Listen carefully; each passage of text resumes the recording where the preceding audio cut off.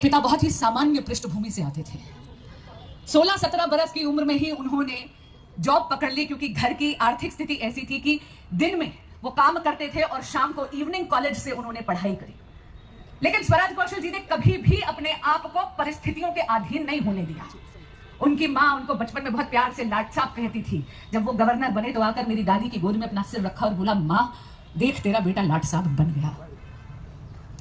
अगर आप मेरे पिता के जीवन से कोई एक शिक्षा लेंगे या जो मैं अपने साथ अपने पल्लू में बांध के रखूंगी, वो बस ये है कि व्यक्ति की हैसियत, उसके कर्म की व्यापकता, उसकी मेहनत की विशालता, उसकी विजन की विराटता इससे बनती है, उसके जन्म से नहीं।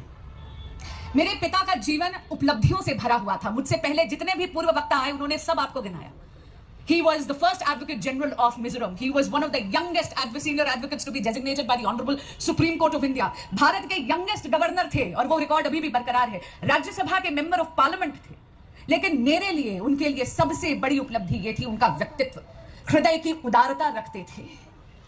जिस किसी के संपर्क में आए उसके जीवन को श्रेष्ठ करा, उस व्यक्ति का श्रेष्ठ उभारा, उस व्यक्ति के जीवन को और बेहतर करा।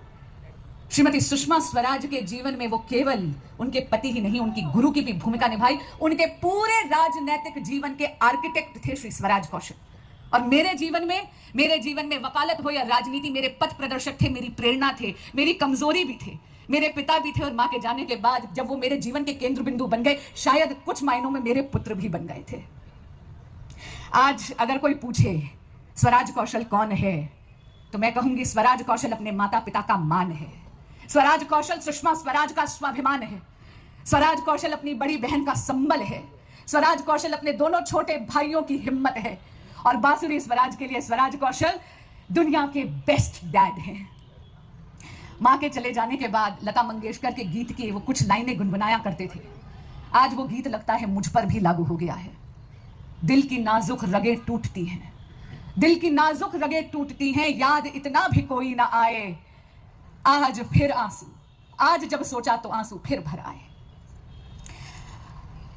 मैं जानती हूं कि पापा अब भगवान कृष्ण और मां मिलकर आपका ख्याल रखेंगे, but you be rest assured, आप फिक्र मत करना, क्योंकि मेरा ख्याल मेरा इतना विशाल विराट व्यापक भाजपा परिवार रखेगा।